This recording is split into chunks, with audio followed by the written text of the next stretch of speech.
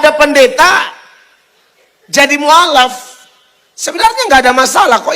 Ini kan negara hukum. Siapa mau memeluk agama apa silakan, kan begitu. Tapi yang menjadi soal, setelah jadi mualaf, jadi ustadz, bukannya fokus belajar Al-Quran, tapi fokus hina-hina Alkitab. Itu yang saya tidak setuju. Karena bagi saya, kalau Anda sudah sudah berpindah agama, ya fokus kepada agama barumu. Ya toh, misalnya kalau sudah pindah orang Kristen, ini pendeta loh, Yahya Waloni. Atau beberapa yang lain yang ngaku-ngaku pendeta. Nggak ada masalah, suka-suka lu. Kan ini hukum di negara ini mengatur kebebasan orang memeluk agama apa saja, itu hak asasi kita kan. Nggak ada masalah. Ya. Kalau kamu sudah pindah, artinya kamu tidak tertarik lagi dengan Alkitab, gitu kan. Jadi nggak usah lagi bahas Alkitab, itu maksud saya. Oh ini saya nggak cocok nih, kayaknya nggak suka. Ya udah, nggak apa-apa. Tinggalin, nggak usah usik dia. Kitab sucimu yang baru, di agama baru, fokus ke situ. That's it. Oke? Sebaliknya, saya juga fair. Saya banyak baptis orang dari agama lain yang membuat keputusan. Banyak banget saya baptis. Satu keluarga muslim datang serahkan diri, saya baptis. Tapi saya bilang, jangan singgung-singgung lagi agama lamamu ya. Apalagi menghina, nggak boleh.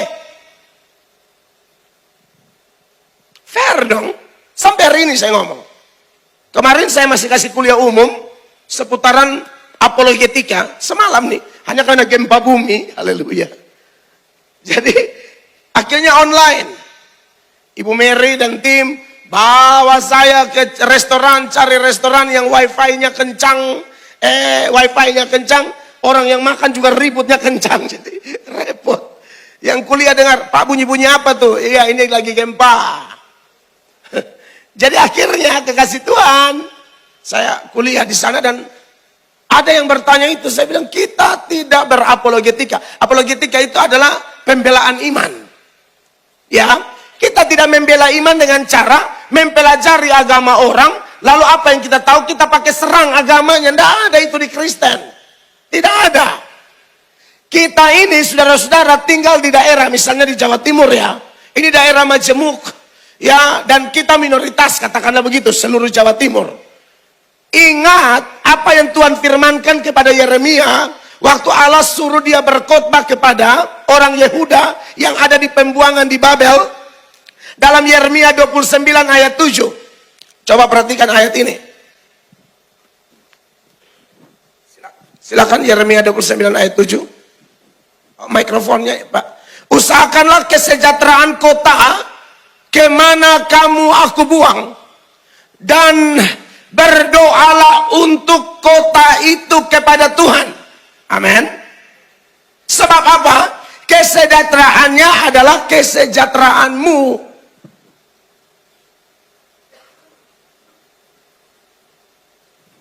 Ini ayat jelas. Berdoalah bagi kota itu. Padahal itu mereka dibuang loh. Saya tidak tahu apakah saudara ini orang Surabaya asli semua. Tapi kalau ada Anda yang pendatang di sini, tugasmu doakan kota ini. Tuhan tidak suruh doakan kota ini supaya semua orang Surabaya jadi Kristen. Itu urusan Tuhan. Pokoknya berdoa supaya negeri ini diberkati. Kalau sampai berdoa lalu ada yang selamat, ya itu hak prerogatif Tuhan. Amin.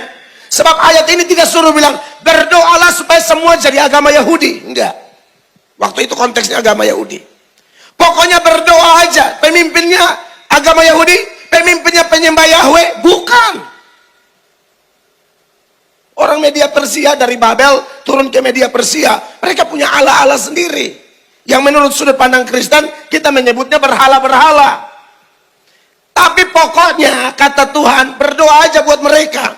Jadi Kristen itu, saudara-saudara, tidak yang memaksakan kehendak. Tidak. Kita beritakan Injil sungguh-sungguh, bersaksi sungguh-sungguh, tapi seseorang bisa bertobat, itu karya Tuhan.